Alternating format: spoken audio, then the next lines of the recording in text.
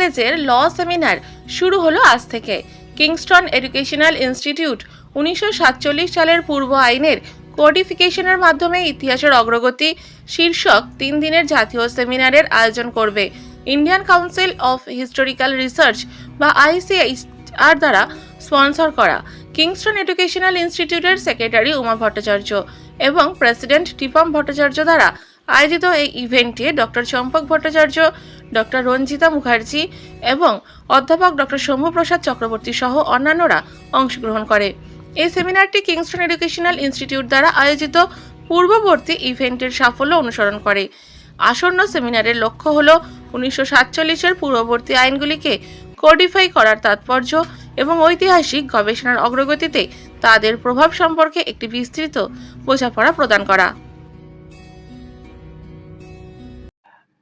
এটা আমাদের পশ্চিমবঙ্গে এরকম সেমিনার আন্তর্জাতিক পর্যায়ে কোনো কলেজে ইনস্টিটিউটে এখনো হয়নি, এবং এটার মাহাত্ম্য হচ্ছে আমরা এটা স্পন্সরশিপ পেয়েছি Indian council of history research, and this seminar is a unique seminar on the historical topic for the advancing history through the codification of pre-1947 laws.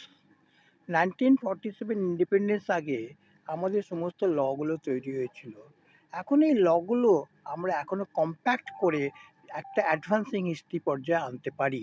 তারই প্রচেষ্টার জন্য আমরা প্রত্যেক স্টুডেন্টকে, ফ্যাকাল্টিকে, জনসাধারণকে অবগত করতে চাই যে কী কী নতুন ল এসছে এবং কী কী কম্প্যাক্ট ওয়ে এটাকে পরিবেশন করা হচ্ছে।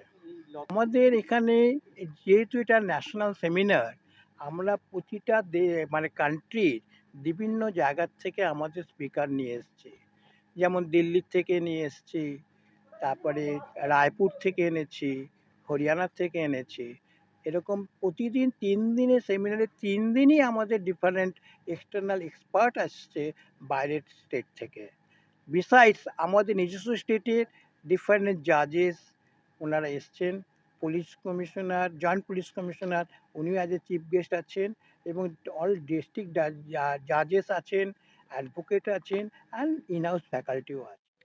কিংস্টন ল কলেজ এইবার যে 3 দিনের ন্যাশনাল সেমিনারটা আয়োজন করেছেন, আপনারা নামটা তো দেখিয়েছেন, advancement history to codification in pre independence. মানে ধরুন আইন যে সরকার তৈরি করেন তার তো একটা ব্যাকগ্রাউন্ড থাকবে। একটা আইন হঠাৎ করে চলে আসে না।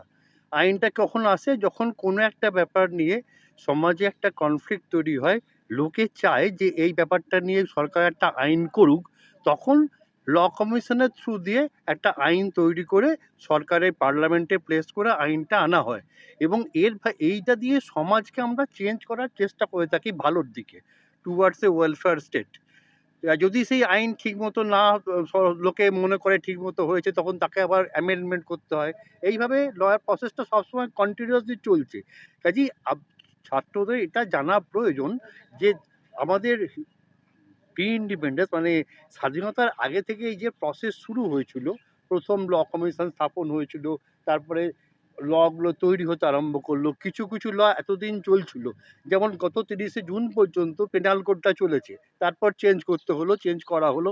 তো এই যে প্রসেসটা, এটা কবে থেকে আরম্ভ হয়েছিল, কিভাবে চলেছে আজ পর্যন্ত, তার কি কি আমরা ভালো ফল খারাপ ফল পেয়েছি, এইগুলো ছাত্রছাত্রীদের সঙ্গে একটা ইন্টারঅ্যাক্টিভ সেমিনার করে আমরা তাদের জানাতে চাইছি, তাদের আইন শেখার ব্যাপারটা আরো পোক্ত হয় আর কি।